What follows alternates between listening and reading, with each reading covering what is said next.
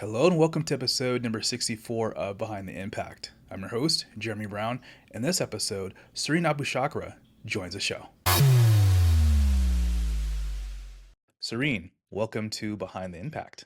Hi, Jeremy. Thanks for having me today. Thank you for joining me. Let's dive right into it. Where I want to start first is how you got into this wonderful world we call social impact. You've been in the space for quite some time, have seen a lot, have done a lot. Let's dive into your career journey.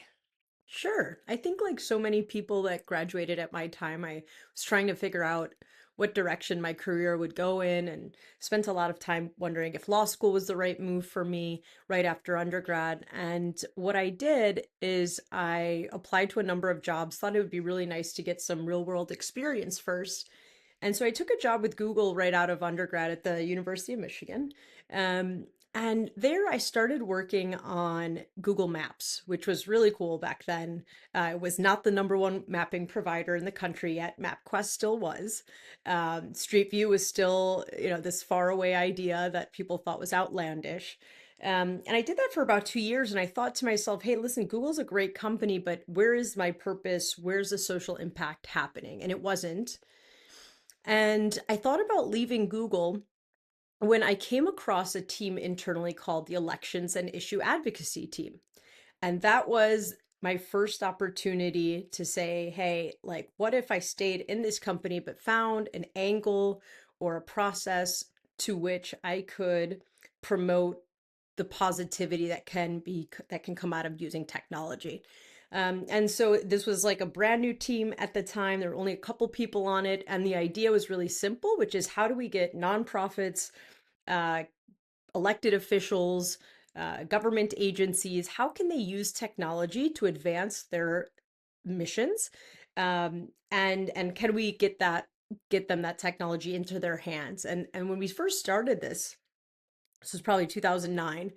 And I remember calling into different congressional candidate races or different government agencies along with the rest of my team and saying, hey, have you thought about putting your information on YouTube?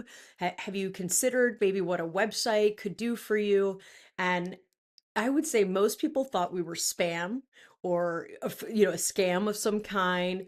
Some people would just hang up on us, say that they were too busy. That's what it was like in 2009 when you were preaching how the internet and technology could be good for the public sector. Fast forward to 2017 when I left Google, that narrative had changed quite a bit, right? It went from what is this tool and is it necessary to the internet might be too powerful of a thing when it comes to our elections and our discourse and our society, right? And neither of those things I think is inherently true on their own. But I did spend 8 years at Google specifically working on how to take the company's products and put them in hands of public sector, nonprofits, government agencies, again, elected officials to figure out how technology can be useful for them. That's how it started for me. And then, like many people that work in social impact, you have a moment of reckoning. You're like, well, I work for a major corporation. It treats me really well, but am I doing the actual work? Am I really connected to what's happening on the ground? Or have I gotten now 10 years after being at Google, a bit too disconnected from the real problems that people are facing? And so for me, I'm from, right outside of Detroit, Michigan. And at that time, Mayor Duggan and the city of Detroit was having a really special moment. People were talking about the art, the culture, the music, the resurgence that the Motor City was having. And I thought to myself, well, this is something I've spent my entire life preaching about, talking about, wanting to be part of, and it's happening, and I'm not part of it. So I hung up my corporate shoes. I moved back to Detroit, and I led development for Mayor Duggan. I was his chief development officer, which essentially means I fundraised for the mayor's initiatives.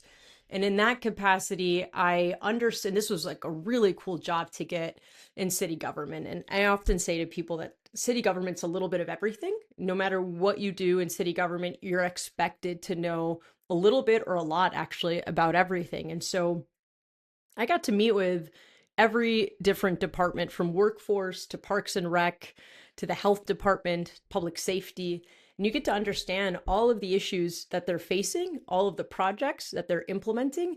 And they're asking you essentially to help them go find funding to support those initiatives. So I became really well rounded when it came to policy at the most local levels. And through that, and through my time working in kind of Google and corporate kind of philanthropy and things like that, I was put in a position to say, okay, how can you bring in foundations, corporate giving partners, and federal grants to support the work that the city of Detroit is trying to do? Our tax base was not large, our ambitions were. And so we often sought out various companies and foundations to fund those initiatives. So used a lot of the skills that I had learned at Google, but was doing that more in a policy oriented, localized government sense. And I did that for about 4 years. And then I was so interested in the policy side of things that I jumped into getting my master's in public administration at Harvard Kennedy. They have a really cool program for people that are mid-level executives or midway through their careers. I think it's called yeah, mid-career MPAs. And so that gives people an opportunity, not just a few years out of college, but let's say you're 10, 15, 20 years into your career and you're now thinking about going back to school. And I did that because I was really interested in policy, right? How does technology influence policy? How does technology advance kind of public policy? Those were the types of things that I studied when I was there. And since then I've had various jobs. I've worked in AI at Dataminr, where I built a social impact program from scratch. And the idea there was, how do you use the company's AI and technology to support nonprofits globally?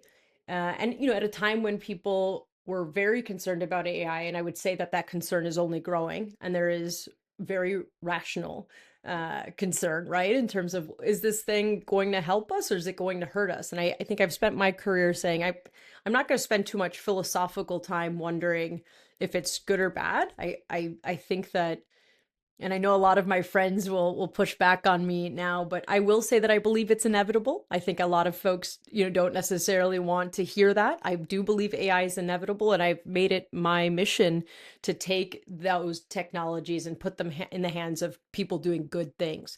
And that's what I did at Dataminr. I built an AI for Good program. So we had nonprofits from across the entire globe apply to receive free AI assistance from some of the best AI researchers and scientists in the game. And they built incredible models, platforms, solutions, everything from the UN Development Program to Ushahidi, which is probably my favorite nonprofit that I've ever worked with. They're an organization out of Kenya that does some really incredible work. And I can talk a little bit later about what we did with them. But that was really eye-opening and fascinating because I think AI was still pretty new then in terms of how it's being used in the mainstream. And I think I had an awesome opportunity to see how it could be used for good. After Dataminr, and that's actually where I met you, Jeremy, is like you had the opportunity to host a really cool summit then, and awesome to just be able to continue that conversation with you.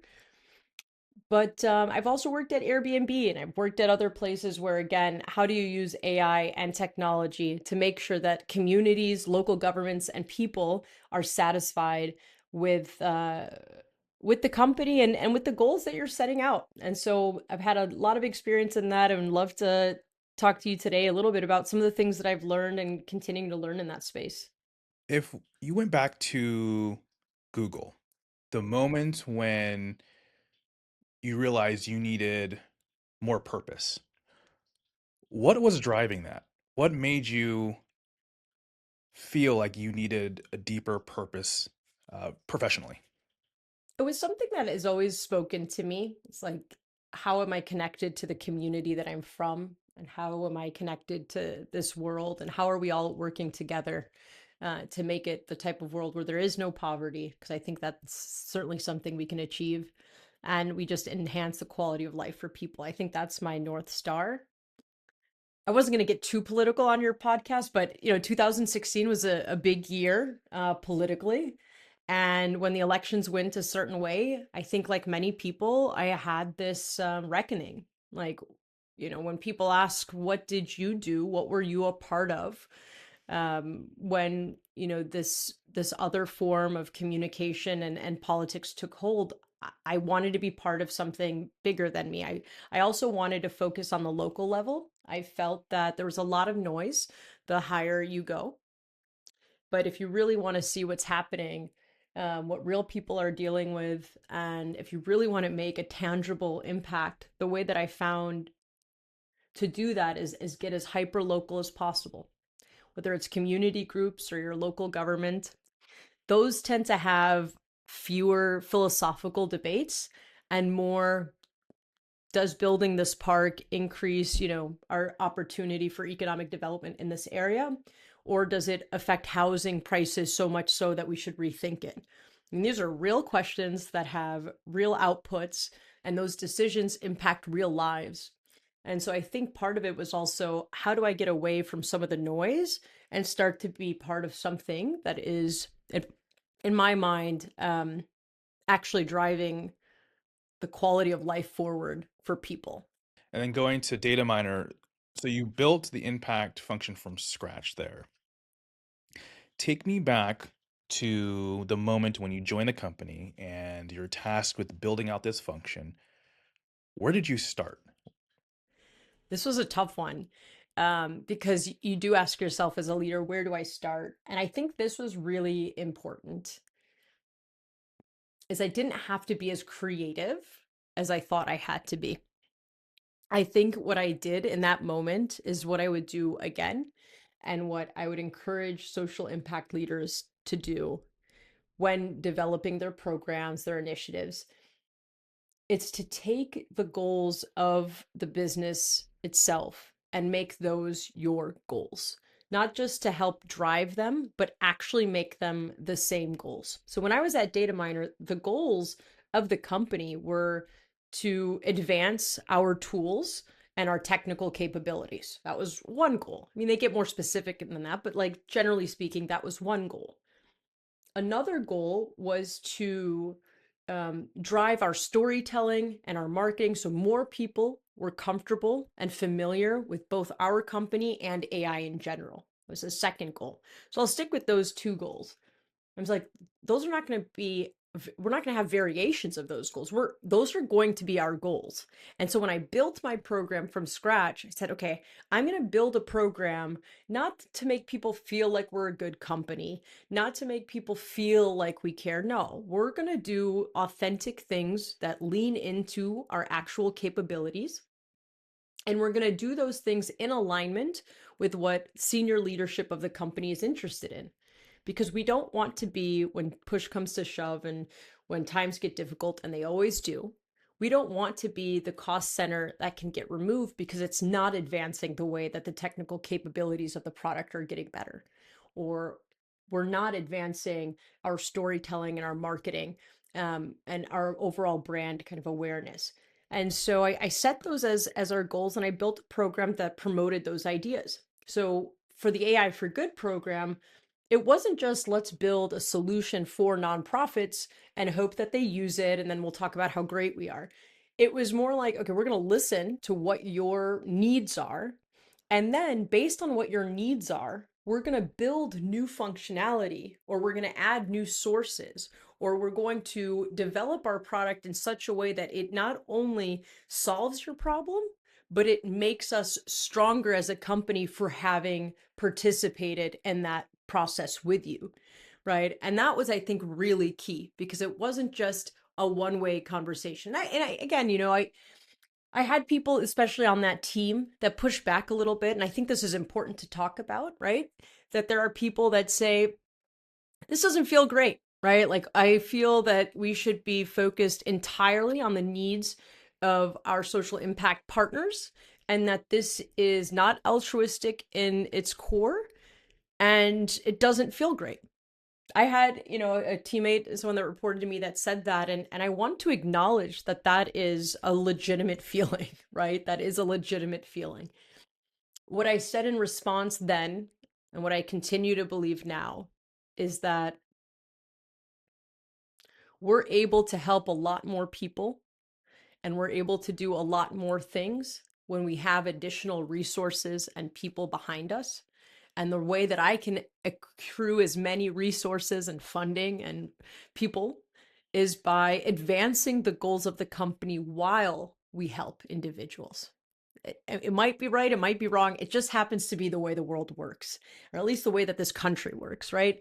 And that was something that we had an honest conversation. I think it's really important when you work in the social impact space because you're generally going to be working with people that are purpose driven, that are or may have come from the public sector themselves, and they're balancing this new world, right? That's advancing the corporate bottom line. It's not something they're necessarily used to, but I think some of the most talented people I've worked with, the ones that have their hearts in the right place, have come from that world.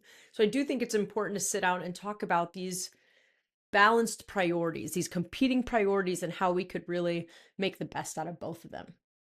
Yes to that. I also want to add, I think, and I've had so many conversations with practitioners about this, the nonprofit world and the corporate world, while there are similarities, there are also a lot of things that are completely different. Absolutely. So if you're in the corporate world and you're dealing with leadership teams with their fiduciary responsibility being growing the business, and you have or you're developing an impact function that, to your point, is not in alignment with the business priorities or the business goals, when times get tough, you're going to be on the chopping block. And so the only way to navigate those waters is to connect your work to what the business cares about, in addition to continuing to do the amazing community and societal work. Right. Absolutely. So if you don't do that, you're going to be struggling, which is what we're seeing right now. I, We're seeing the layoffs, the budget cuts, all the things. That's exactly what I was going to say. It's inevitable. It's going to happen. It is happening, and this is some of the reality that we're dealing with. And what I would like to say is, like, in that position, I'd like to say, well, I protected my team as well as I could, and that is part of my job as a leader, is not just to advance the goals of the company or to do these amazing projects with the nonprofits, but it's to advance and support the people that report to me. And the best way that I can do that is to ensure that they continue to have a safe, reliable, and growing career. And there's just some realities that come along with that. How did you, at Dataminr, how did you communicate the work that your team was doing to Dataminr's leadership team? Yeah, that was really, I'm glad you asked that question because I think communicating internally is just as important as communicating externally. And you really have to have individuals that are championing your work, and they don't just see it as a nice to have, but see it as something critical to the business. And what I would say is I had my internal pitch and I have my external pitch, right? For why our team is valuable and why you should work with us. Internally, I was able to communicate to our leadership, hey, because of the work that we're doing with our AI scientists, we are able to add 14 new data sources for which Dataminr is able to pull from, right, from its publicly available data set. We are now, these 3 or 4 capabilities have now been added that previously weren't. Additionally, we are sitting at conference after conference talking about the company, um, its goals, its capabilities, and it's really putting us at front and center when it comes to who we are in the market and how seriously we're taken. We've also had a number of white papers that were published that emphasize how our AI scientists are leading when it comes to developing new techniques and new models within the space, which is very important for them. And then, of course, I was able to show that if you look at what employee satisfaction looked like before we launched AI for Good and the social impact team, what it looked like after. And I'm not going to say that that's the only variable, there were many variables, but if you drill down into the data, you would see that a lot of people value that their company is doing something that makes the world a better place, and actually AI can be used to do those very things, and they were inspired by those stories and they were excited, and that also makes leadership happy, right? Because the best version of an employee is one that is motivated, that is proud to be at the company that they're at. And a lot of times the work that the social impact team does is probably where a lot of young people feel the most proud of belonging to a company. Is like, hey, I'm part of that. And so, it goes back to what we talked about before, aligning the goals with the business, but then also showing how the work matters, both internally and how the public is receiving it as well.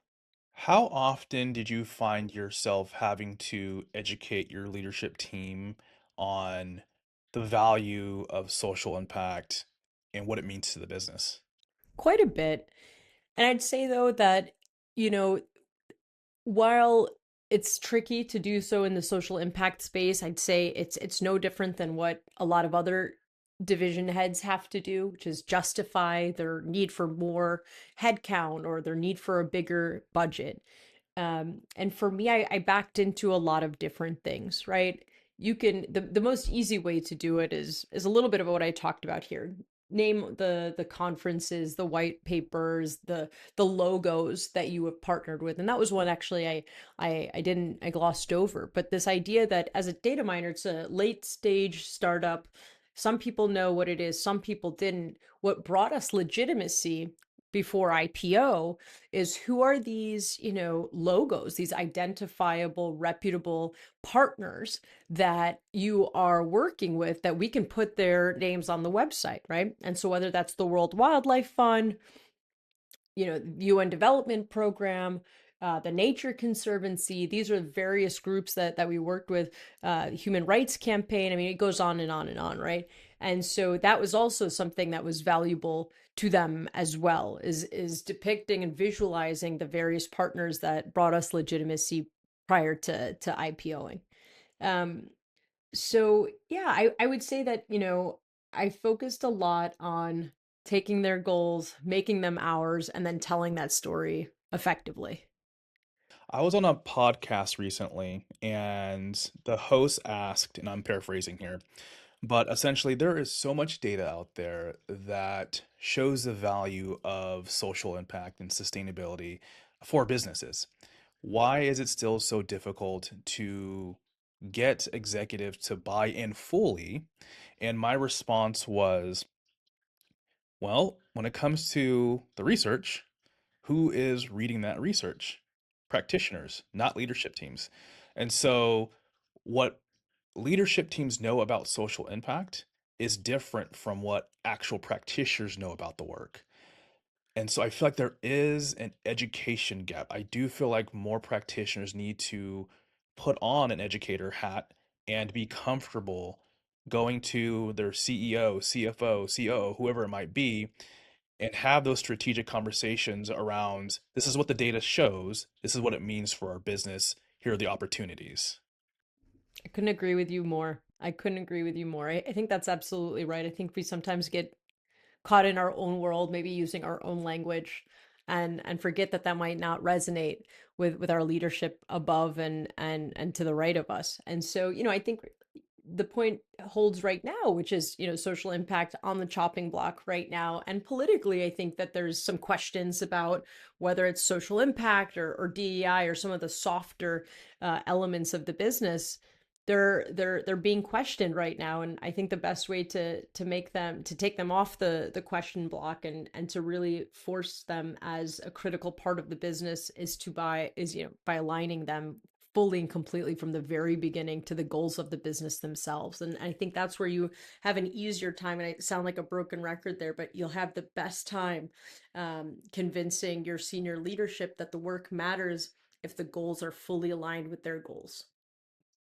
What about so getting staying on the internal communication side of things, what about pitfalls? Is there anything that practitioners need to either avoid or be aware of when it comes to communicating with senior leadership?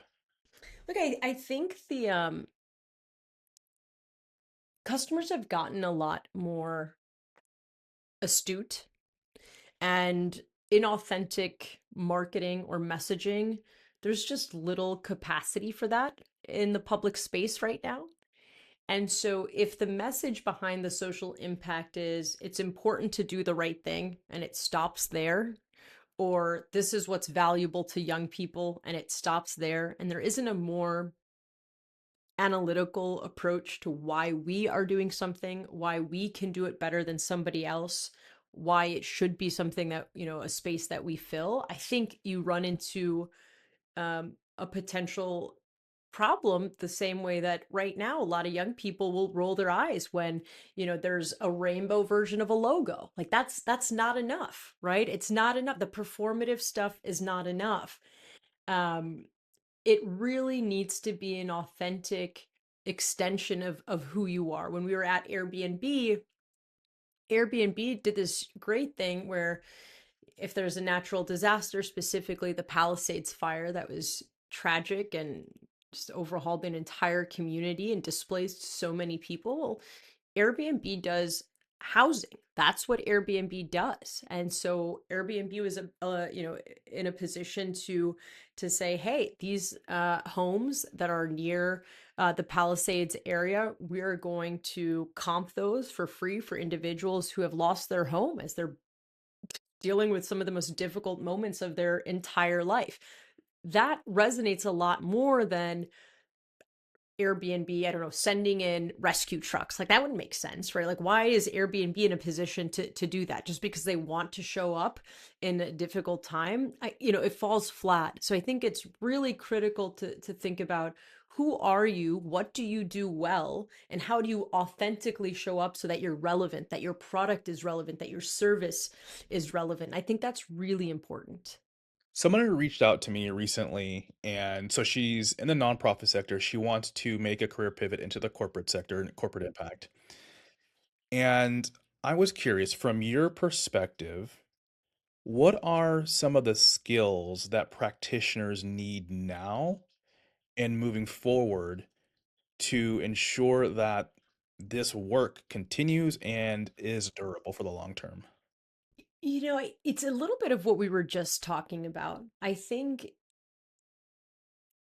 the ability to find nuance, I think, is critical, especially during the rise of AI. So AI will come up with ideas, it'll synthesize things that are long, it'll analyze big data sets, but we all can acknowledge it misses nuance, it misses the cultural context, it misses the things that are in between the lines, right? And I think where humans continue to shine, and I think where social impact leaders can continue to shine, is you would hope that they have that emotional intelligence that is picking up on what's happening and what people are actually asking for and what they actually need. Like there's an expectation, and there always has been, that if you're on the social impact team, that you can analyze with the best of them, write with the best of them, create. I mean, those are standard expectations that I assume at this point you have to bring to the table because corporations are getting thinner, right? In terms of how many people they have. So you're going to be a well-skilled person. But I think on top of that well skills, like, do you have that touch? Do you have that understanding of what the company needs, of what the community needs? And are you able to bridge those ideas together with the thing that you offer? And are you able to tell a really compelling story when you do that? Is that something that can be developed, that muscle? I think it can. When I was at Google, I had some really great leaders, and I remember I remember how well they trained me to ask questions and to really listen and to really pick up on what it was that an elected official or a nonprofit needs. Because if you work in an environment, whether it's a sales environment, and I guess most things are sales at the end of the day, you're not just proposing an answer to a question. It's really important that you think about what it is that someone actually needs, not just answering their question, but sometimes they'll ask you, how do I do this thing? How do I make a situation go viral, video go viral? We used to get that a lot.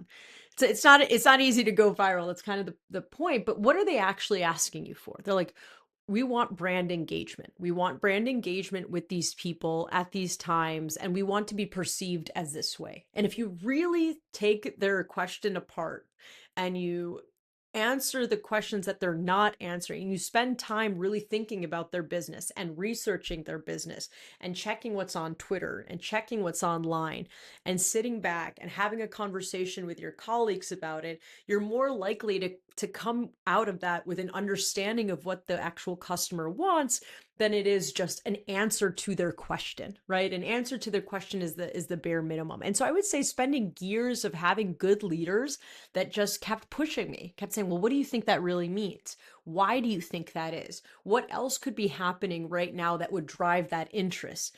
And the more questions you ask yourself and your teammates, the more likely I think you are to get to the core of what those needs are. So I do think a little bit of it is intuition, but a lot of it is also skill, time, patience, doing that like nitty-gritty stuff that might not show up in the CRM, but it's that creative kind of taking it a step further to really understand what problem are we solving for, not just how do we answer that question.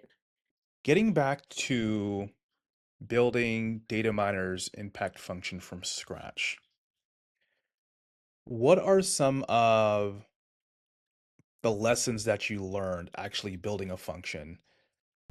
I learned so much. We had like 15 versions of this program. You have to fail a lot to get to the point where the program works correctly. And we had different iterations of it and we pitched different things. So what I would say is in the beginning, I thought I had this great idea and I pitched it to the president of the company. And, I said, there's going to be this event. We're going to bring the nonprofits in. They're going to collaborate with our AI scientists. It's good. It's going to be great. Right. I mean, there was data and there was storytelling. And I thought it was pretty strong. And he was like, I got to be honest with you. He's like, events are not compelling. The marketing team does events. If I wanted an event, I would go to the marketing team. I don't want you to do an event. I want you to do something different. It's like, okay, so you take that feedback, even though you put together what you thought was like a great um, program to achieve the goals that you had set out. You're gonna take that rejection, you're gonna take that feedback, and then you're gonna try again and again and again. And I think we had a really detail-oriented leadership team that kept pushing. And I think that, I guess that's come up a couple times now, is having strong leaders that keep encouraging you to go a little bit deeper, a little bit further, and not taking that personally, but using that as an opportunity to really like strengthen the core of the product and the program that you're building. Um, and so I think there was a little bit of, are we actually building something that excites the senior leadership was really important. But then I would say one of the hardest things as well was convincing people internally that they should care about this, right? Because all the teams internally are strapped. The AI team, I mean, those guys and gals are working 70, 80 hours a week building some of these most complex models. Like, why should they take more time out of their day to build this other model that's not part of their OKR, that's an added thing? Like, why would they do that? Why should why does the marketing team need to edit and prep and copyright and do all of these other things that I need them to do for us to go live? Why does the legal team have to analyze and review all of these documents? I mean, these are really important questions that they're going to ask you. And I think, making that pitch internally, and it's something that you asked a little bit about earlier, is just as critical as making that pitch externally. And so to say, this is not just the feel good part of the company, that if we do this well, these are the outputs that we're going to have, and these are the goals that you have, because we already created OKRs that are aligned with the company. It's very likely that those departments have goals aligned with the company. And if they do, then the goals that we're achieving together are going to help them achieve their goals, right? So if the marketing team has a certain level of goals or a certain amount of goals of number of articles, number of events, number of eyeballs, new engagements, you should ultimately say, if you do this and we are successful, it will get you this close to your goal. Or if you approach like the AI teams or the scientists, and you say, if this works well, I actually think that it might advance our sales by X amount of points. again, these are ways to take the thing that you're building that you're excited about and make it translate to something that they have to do, right? And it's not additive, but it's supportive of their mission. This is such a good point, and this reminds me of a conversation I had on the podcast with Abby Carlton, who is a VP of Impact at LinkedIn, and she said getting executive buy-in is just part of the equation. It's not the full shebang. You also, to your point, have to get the buy-in from the entire employee base in order for this work to really be meaningful. Can you unpack that a little bit more in terms of getting team buy-in and what that looks like? Absolutely. You know, when I start a new role, in addition to the training and learning about the team and the people and the product and all the things that come with that, I take a lot of time to meet my colleagues, and not just to meet them on a personal level, which I think is really important, understanding who they are, what they have going on in life, at work and outside of work. I also do the SWOT analysis and understanding what's driving their quarter. What are they thinking about? What's keeping them up at night? What would make their lives easier? What would they like to see from my team? What would they like to see less of, right, when it comes to my team? And I think, and I've worked in sales for a while in life, and I've worked in partnerships, and there's nothing better than having a conversation with someone when there's no ask at all, right? You've got no ask, you've got no agenda outside of learning about them, about their needs, and maybe ending that conversation with, and how can I be supportive to you, right? And if you can start the relationship off with that level of trust building and understanding, it's more likely that you're going to get buy in when you ask them for that thing later, right? Because you can say, well, based on what you told me, this is a priority for you. Or based on what you've told me, this is not a priority for you, but I was wondering if you could put it on next quarter's list, right? If I tell you about something really early ahead of time, maybe then I can get your buy-in and get you, bought into essentially what we're trying to build here together. So I think having like a really good understanding of a person, a team, their priorities, and the way that all of those things start to work together is critical, I think, to building the excitement and the advocacy internally to get people on board with your initiatives. One thing I've noticed about corporate impact leaders who really know how to navigate the waters of a corporate environment and build durable impact functions is their ability to build relationships. And especially when they first join a company, to your point, they tend to go on roadshows essentially or tours of the company and meet every department head and build those relationships. How important is relationship building to building a function that is actually durable? I think it's everything. I think it's everything, and I'm someone who generally wakes up and thinks that most of the work that we do and most of the good things that are going to happen during my day are going to be related to the people that I'm working with, meeting. And so I think you're already at an advantage if you value relationships, right? If you value people, if you're genuinely curious, if you're interested in who they are and what keeps them up at night. And the more curious you are, I think the more questions you'll ask, the more questions you'll ask, the more ideas you can connect. And the more ideas you can connect, the more likely you are to make your idea relevant to the conversation that's happening across the company.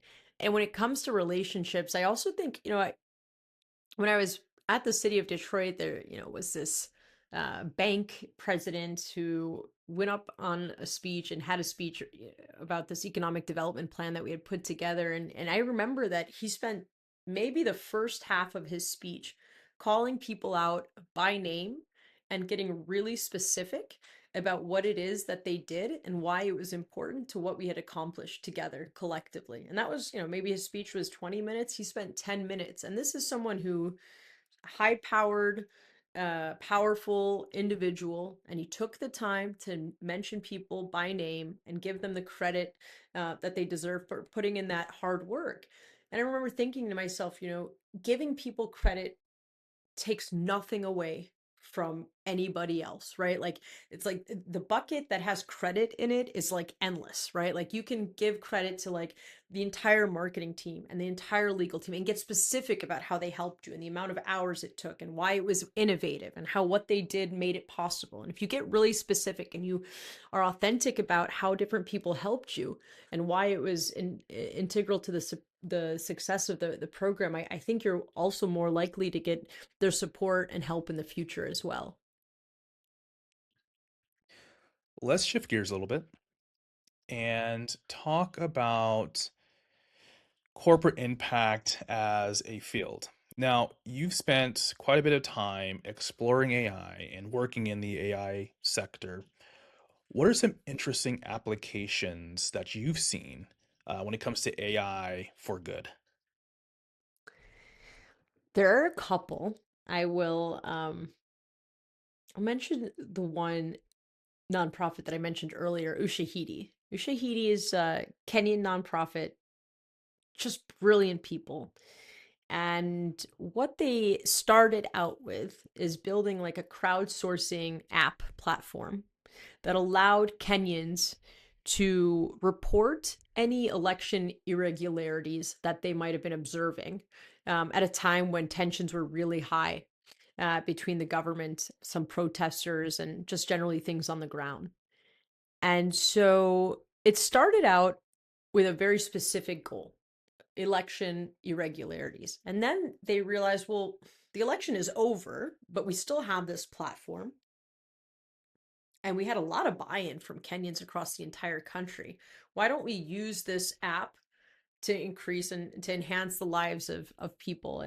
And so let's move away from elections and let's say if there's a fire hydrant that is broken, if there is a bridge that has collapsed, if there is a government building that is not functioning the way that it should, we want you to escalate these issues to us through this app, and we will organize this information and share it with the appropriate parties, right?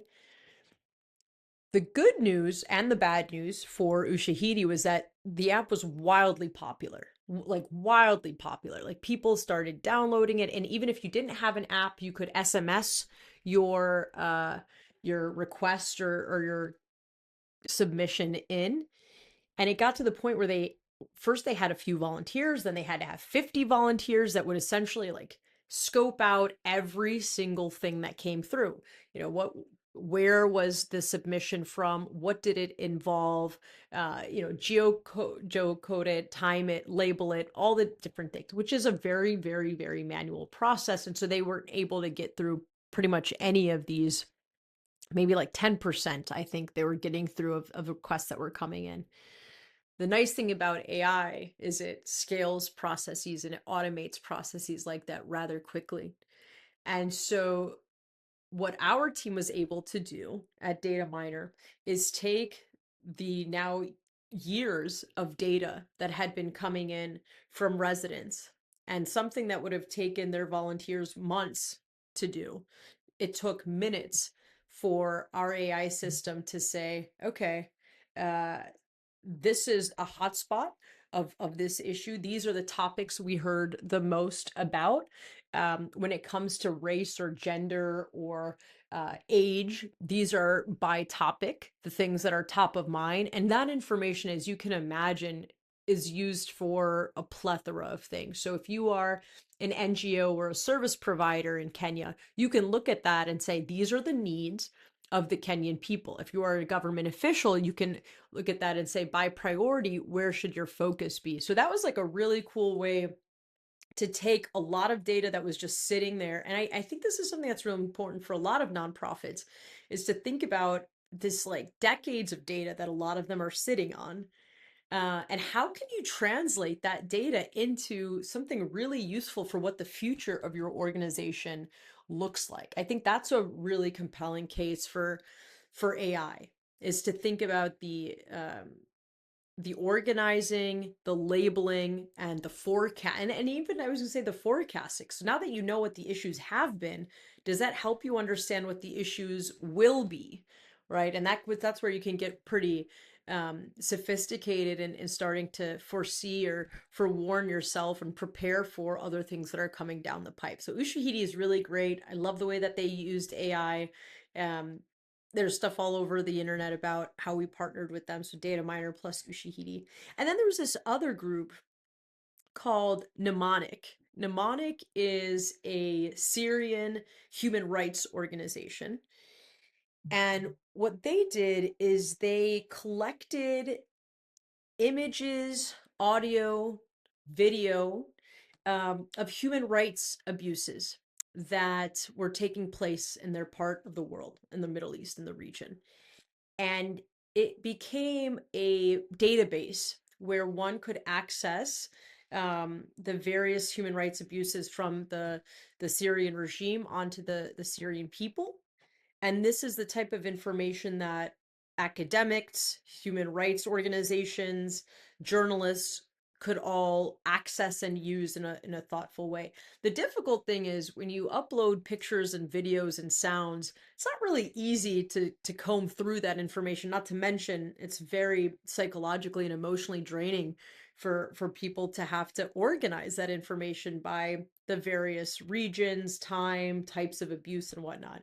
So our multimodal AI model was able to essentially go through all of the media that had been listed and segment it all, summarize what the videos were, summarize what the audio were, place heat maps of where these types of things occurred. And now there are global reports used by the UN and really accessible to all journalists that want to, and documentarians who are also now using that data to tell really compelling stories about a really difficult time in Syria's history. And so again, when we think about not just text, but how our audio and visual and video files can also now be organized in such a way to tell really powerful stories. Earlier in the conversation, you mentioned AI is inevitable. And I feel like a lot of practitioners right now are looking at the growth of AI and asking themselves questions. What does this mean for the workforce? What does this mean for my role? Are there any skills that practitioners need to have to be successful in this kind of new world of AI? I think there's actually a startup that approached me last week, wants my help with a few things, and the entire idea of the startup is that it's pitching software to schools in an effort to teach personal skills to students, not the math, not the science. It's not, teaching the standardized exam stuff. It's teaching the interpersonal soft skills that are needed to navigate professional and social settings, which tells you a little bit about our young people having a lot of access to information, but not necessarily access to one another and some of the really critical skills that are needed at an early stage in a child's life to learn about leadership, to learn about effective communication, to learn how to listen well and to ask the right questions, to build relationships, what is appropriate, what is not, what is professional, what is not. And it shows you that that's where we are right now. We're at a point where people are reading long form content less and engaging in less deep, meaningful ways than we used to. And so I think when I graduated from college as an English major, everybody, including my parents, said, "Well, what are you going to do with that?" I said, "I have no idea." They're like, "You should have been a coder." And I'm like, "I know, but I'm never going to be a coder. Like, that's not me. Someone else is going to do that a lot better than me." And it's funny that 20 years later, it's the coders that people ask, "Well, what are you going to do now that AI can do all the coding for you?" And nobody is asking leaders and humanitarian humanities majors, what they're going to do, because it's a pretty common assumption now that we actually need leaders. We need humans. We need people to sift through the chaos, sift through all of the AI and make sense of it all and bring people together and organize and understand their motivations and understand the cultural context that all of this is happening in. And again, the nuance that we talked about earlier. So I think really leaning into the soft skills that now, I don't even know why we call them soft skills, but those leadership skills, those human skills is very important. But I also wouldn't sleep on the technical stuff. I think the most successful professionals are going to be individuals that have both, that have an understanding of either how to build the technical things or find the technical solutions or have that technical knowledge. But more importantly, they take all of that and they see the problem, the situation, the environment that they're situated in, and they bring all the right people and things together to actually solve for a problem. So I think it's a bit of both. When you look, let's say, 5 to 7 years into the future, what do you hope impact functions look like? And then what do we need to do as a field to get to that point? Man, opportunities are endless. I get so excited when you ask that question, Jeremy, because I think you have one world where you've got like some of these AI CEOs trying to sell you that there's going to be a world where there's nothing wrong, everyone's going to be rich, life is going to be great, and we're going to have no problems because AI is going to solve for everything. And then there's this like other world that sometimes, the more dystopian leaders think of it. It's like, well, the earth is going to be covered with data centers and solar panels, and we're going to ultimately create an AI superpower that's going to control all. I mean, these are different versions of the future that we're hearing a lot about, and I think we're ways from there. And in the meantime, I think in the meantime, this isn't sexy, but in the meantime, social impact is going to have the opportunity to reflect and analyze hundreds of years of human actions, jobs, uh, socioeconomic realities, medical issues, and use that data to understand where we come from and to say, if we're sitting on all of this data, can we understand and forecast what's coming? And can we start to build solutions and ways to address those things before it's too late? And I think that that's really the exciting thing about AI is its ability to mass compute, to mass analyze. Because I think the best way to figure out where we're going is to understand where we've been, and it's actually quite surprising that we know very little about so many of the things that drive our current realities. And so I think a firmer understanding, and I'm most interested probably in the way that AI will affect science and evolution and biology and disease and things like that. But that's a whole other topic. But I'm really excited for that future in that sense. Let's end with this. What is something about the corporate impact field or profession that you now know, but you wish you would have known earlier in your career? I wish I knew that. I think in 2008, 2012, like there was this feeling that things were going to last forever, that the current state of things were going to be the way that they were going to be for a while. Interest rates were going to be at 2%. People were going to care about DEI and CSR, and everything was going to be great. And I think what I wish I knew then is that those things were trends, and that public sentiment and corporate sentiment evolve, and as they do with everything, right? And that they were going to come in waves, and that there were going to be a day where those ideas were less popular. And when those things come, to not be dissuaded or frustrated or to take that personally, but rather to say, okay, if this is our era, if this is our moment, how do we make these compelling arguments? And how do we set up corporate social impact in such a way that when those moments come, it'll be undeniable that we bring such an incredible value to the company that there's no question about why we're here. So I think that's something I think about quite a bit. Serene, thank you so much for joining me. I started the conversation out with saying you spent a lot of time in this space. You've seen a lot, you've done a lot. Thank you so much for unpacking your career journey as well as sharing all the insights that you've learned over the years. Appreciate it. Thanks so much for having me, Jeremy. This episode is brought to you by Social Impact World, the intelligence layer for corporate impact. To learn more, go to socialimpactworld.com. I'm Jeremy Brown. Thank you so much for listening to this episode of Behind the Impact.